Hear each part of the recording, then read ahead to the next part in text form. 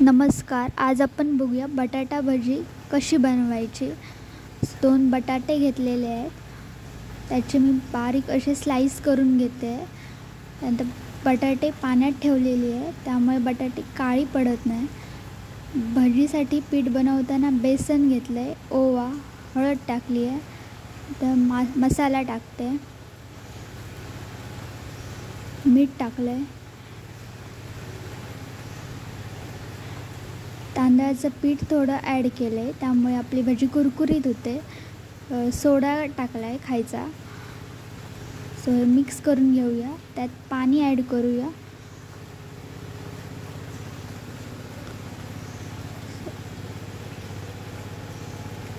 आपल्याला असं पीठ बनवून घ्यायचं आहे भजीसाठी.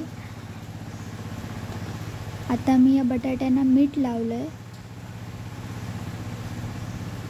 आणि बेसनच्या पिठामध्ये डीप करून आपल्याला ते तेलात फ्राय करायचे आहेत.